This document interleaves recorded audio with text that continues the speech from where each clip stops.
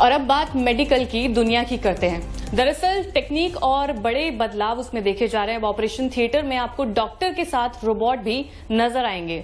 जहां डॉक्टर की कमान पे काम करने वाले ये रोबोट्स किसी भी ऑपरेशन को करने में सक्षम हैं। तो कैसे काम करेंगे डॉक्टर रोबोट, बता रहे हैं हमारे संवाददाता नीतू झा। बदलते दौर के साथ एक और जहां आपने जमाने को बदलते देखा होगा, डिजिटल होते हुए देखा होगा, एआई की एंट्री देख ली होगी हर जगह। अब अस्पतालों में रोबोट्स की भी एंट्री हो गई। आपने ऐसे रेस्टोरेंट देखे होंगे जहां रोबोट अब लोगों को खाना खिलाने लगा है, रोबोट डिजाइनर हो गए हैं, तो रोबोट अब डॉक्टर भी बन गए हैं। मैं फोर्टिस अस्पताल में हूँ, नोएडा सेक्टर 62 में, और ऑपरेशन थिएटर में आ गई हूँ। ये ऑपरेशन थिएटर सामान्य थिएटर जैसा ही है, लेकिन यहाँ बदलाव यह है कि अब डॉक्टर्स के साथ रोबोट्स भी ऑपरेशन करने लगे हैं। ये जो अभी आप मेरे सामने रोबोट देख रहे हैं, ये एक ऑपरेशन करने में कारगर है।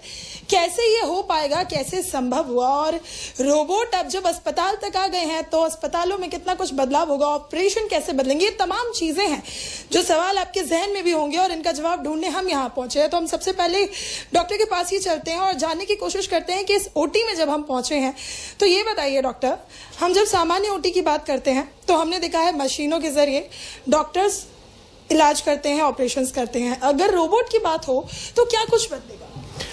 रोबोट हमें वो सब चीजें करने की अनुमति देता है जो हम शायद अपने हाथों से नॉर्मल इंसान के अंदर नहीं कर पाते। रोबोट से हमें कोई भी चीज आसानी से करने के लिए समय मिलता है। हम सूक्ष्मता से उसके अच्छे से डिसेक्शन कर सकते हैं और कम खून बहा के हम अच्छा काम कर सकते हैं। रोबोट के मुख्यतः 3 पार्ट होते हैं। ये हमारा मेन कंसोल है जिसपे सर्जन बैठता है और सर्जन अपने वो सारे हाथ हिलाता है जिससे रोबोट के इंस्ट्रूमेंट्स हिलते हैं।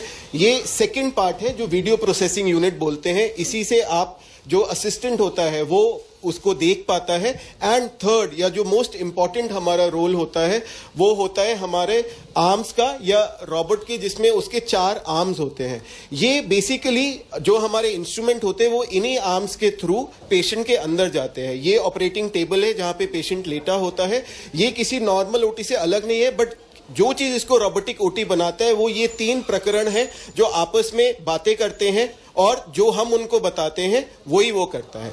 यानी ये हम ये कह सकते हैं कि डॉक्टरों की दुनिया में एक क्रांति जैसा साबित होगा रोबोट। बिल्कुल, डॉक्टरों की दुनिया में एक क्रांति जैसा ही है। मैं डॉक्टर पीयूष वार्ष्णेय हूँ, urologist and robotic kidney transplant surgeon. Robot के आने से यूरोलॉजी की सर्जरीज में काफ़ी ज़्यादा फायदा होता है। अगर हम बात करें प्रोस्टेट कैंसर और किडनी कैंसर की, तो प्रोस्टेट एक ऐसा एरिया होता है जहाँ पे नॉर्मली ओपन सर्जरी में हम नहीं देख पाते। जब से ये रोबोट आया है तो वहाँ पे हमें 10 गुना 3 डायमेंशनल विजन दिखता है, जिससे वो सर्जरी बहुत ही स्मूथ हो गई है। और देखिए, अपने लिए तो सभी जीते हैं।